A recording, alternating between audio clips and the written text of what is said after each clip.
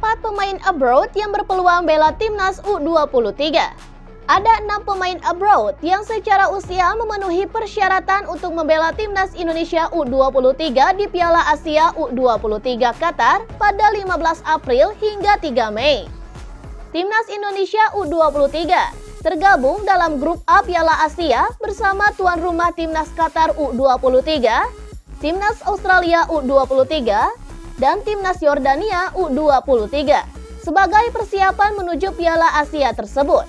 Timnas Indonesia U23 akan melakukan pemusatan latihan di Dubai, Uni Emirat Arab mulai 31 Maret mendatang. Sebab Piala Asia U23 tidak masuk kalender FIFA sehingga klub berhak untuk menahan para pemainnya. Lalu siapa saja para pemain abroad yang berpeluang besar bisa membela timnas Indonesia U23 di Piala Asia U23? Berikut kami memprediksinya. Yang pertama ada Pratama Arhan. Ia sudah mendapatkan lampu hijau untuk bergabung dengan timnas Indonesia U23 di Piala Asia nanti. Padahal, bek berusia 22 tahun itu baru berlabuh di klub kasta teratas Liga Korea Selatan yaitu Suwon FC. Yang kedua ada Rafael Struijk. Ia bukan pilihan utama di ADO Den Haag yang berkompetisi di divisi kedua Liga Belanda. Dan penyerang berusia 20 tahun itu baru bermain 3 kali pada musim ini. Yang ketiga ada Marcelino Ferdinand. Ia baru mendapat jam terbang di KMSK Dens pada kasta kedua Liga Belgia musim ini. Setelah kembali dari membela timnas senior di Piala Asia 2023 Qatar pada 12 Januari hingga 10 Februari lalu. Yang keempat ada Justin Hubner.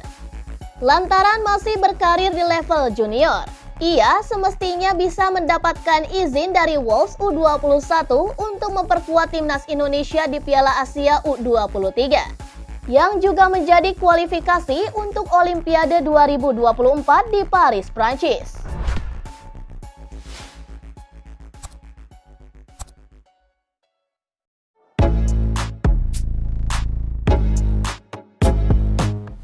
Sinteyong disebut ogah panggil Ilyas Al-Haf.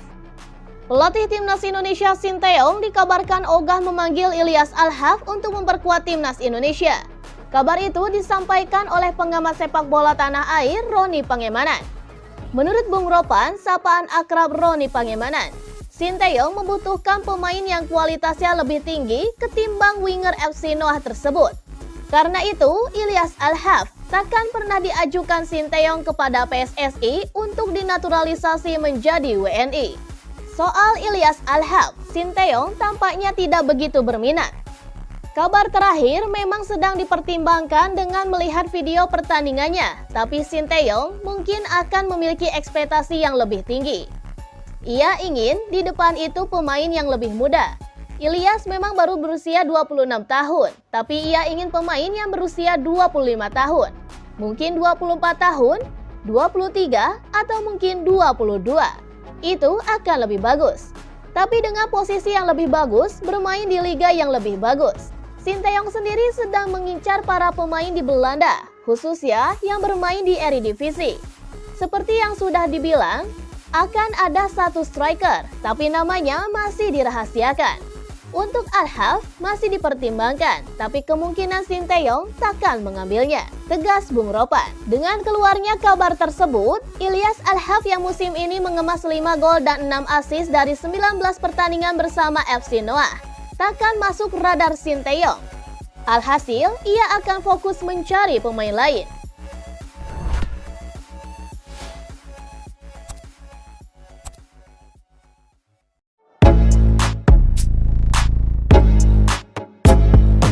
Pelatih PSS tolak lepas Hoki Caraka ke timnas U23 Indonesia. Pelatih PSSS Sleman, Risto Vidakovic, enggan melepas Hoki Caraka yang berpotensi dipanggil ke timnas U23 Indonesia untuk menata Piala Asia U23 2024 di Qatar. Baginya, Hoki Caraka merupakan pemain vital untuk PSS.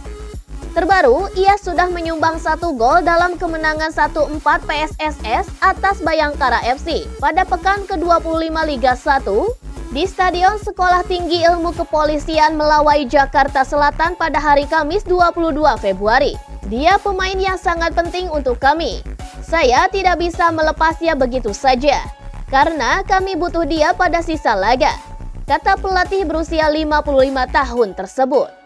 Ia baru bersedia melepas pemain berusia 19 tahun itu ke Timnas U23 jika Liga 1 2023-2024 sudah rehat. Sementara Liga 1 akan tetap berlangsung saat Piala Asia U23 2024 bergulir. Rencananya, Piala Asia tersebut dihelat pada 15 April hingga 3 Mei mendatang. Timnas U23 Indonesia menempati grup A Piala Asia U23 dan akan bersua dengan Qatar, Australia, dan Jordania. Skuad Garuda Muda akan membuka laga grup A Piala Asia U23 dengan menghadapi Qatar pada hari Jumat 15 Maret. Dilanjutkan melawan Australia pada hari Selasa 18 Maret. Kemudian ditutup dengan pertandingan kontra Jordania 3 hari berselangnya.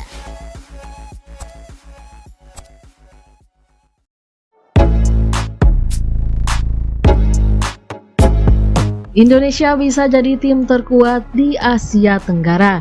Kehadiran Tom Haye dan Ragnar Oratmangun ke Timnas Indonesia jadi alarm bahaya bagi tim-tim Asia Tenggara. Berkas naturalisasi Haye dan Ragnar saat ini memang masih dalam proses. Salah satu yang cukup jadi hambatan adalah karena DPR saat ini masuk masa reses dan belum menggelar sidang. Sementara itu, skuad Garuda butuh 2 pemain tersebut untuk tampil di putaran kedua kualifikasi Piala Dunia 2026 zona Asia. Pasukan Sinteyong akan bertanding melawan Vietnam pada 21 dan 26 Maret nanti. Menariknya, Ketua Umum PSSI Erick Thohir berjanji proses naturalisasi kedua pemain ini akan selesai sebelum duel lawan Golden Star. Media asal Vietnam Soha ikut memberikan sorotan terkait kehadiran Haye dan Ragnar. Mereka menilai 2 pemain ini akan menambah kekuatan yang signifikan untuk Timnas Indonesia. Alasannya karena mereka tampil reguler bersama klubnya di Eropa, tepatnya di Belanda. Alasan mengapa Tom Haye dan Ragnar Oratmangun bisa dikatakan lebih unggul dari pemain naturalisasi yang dimiliki Indonesia adalah karena mereka bermain di salah satu kejuaraan nasional papan atas di Eropa. Mereka juga punya peran penting di klub, tulis laporan Soha. Pengalaman 2 pemain ini tentu jadi kekuatan mereka saat membela skuad Garuda nanti.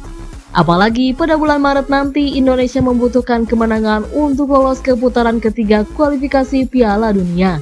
Jika lolos maka mereka bisa mengunci 1 tiket ke Piala Asia 2027.